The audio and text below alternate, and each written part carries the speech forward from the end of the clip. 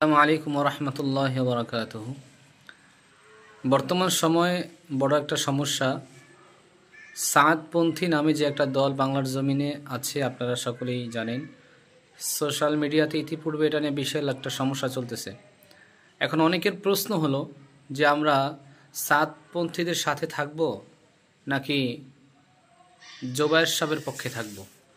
কোরআন হাদিস মোতাবেক ওলামা হজরত যেভাবে দিক নির্দেশনা দিয়ে তাবলীগ চালাইতেছেন সেভাবে থাকব নাকি সাদপন্থীদের সাথে থাকব, এটা অনেকের প্রশ্ন। তো এই বিষয়ে কথা বলতে গেলে একটু বিস্তারিত বলতে হয়। সেটা হলো, সাদপন্থী ইতিপূর্বে যারা ছিল এবং এখনও যারা আছে, এই সাদের অনুসারী যারা, আল্লাহ তাআলা, আমি জানি না সাদ সাহেবের কপালে হেদায়েত আছে কি নাই, সেটা আল্লাহ পাকে ভালো জানে। তিনি বর্তমান সময়ে দ্বীনি বিষয় নিয়ে যে সমস্ত ফিতনা শুরু করেছে এবং দ্বীনি বিষয় নিয়ে যে সমস্ত তিনি এই বিশেষ করে তবলিগ নিয়ে যেই ফিরকাটা তিনি তৈরি করেছেন, এটা অবশ্যই ইহুদিদের চক্রান্ত রয়েছে এর ভিতরে।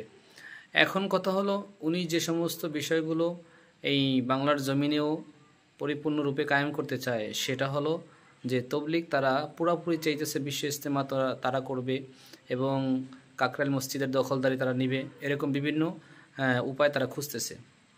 কিন্তু আমরা বলিষ্ঠ ভাষায় একটা কথা বলবো এবং আমাদের জেহেনের ভিতরে রাখতে হবে যে ওলামা হজরত, যাদেরকে আল্লাহর রসুল নায়েবে ওয়ারিস বানিয়ে গেছেন, ইন্নাল উলামা ওয়ারাসাতুল আম্বিয়া, এই ওলামায়ে কিরাম যেইভাবে কোরআন হাদিস মোতাবেক আমাদেরকে দিক নির্দেশনা দিবে ওইভাবেই তবলিগ চলবে।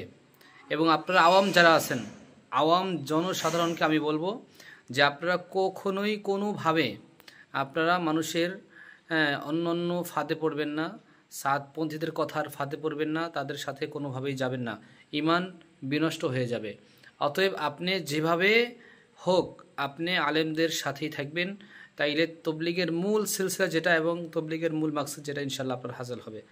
আল্লাহ পাক আমাদেরকে সাদপন্থীদের থেকে পরিপূর্ণ হেফাজত করে, আল্লাহ পাক আমাদেরকে ওলামা হজরতের সাথে থেকে তবলিগের মূল কাজটা আল্লাহর জন্য করার তৌফিক আল্লাহ সবাইকে দান করেন।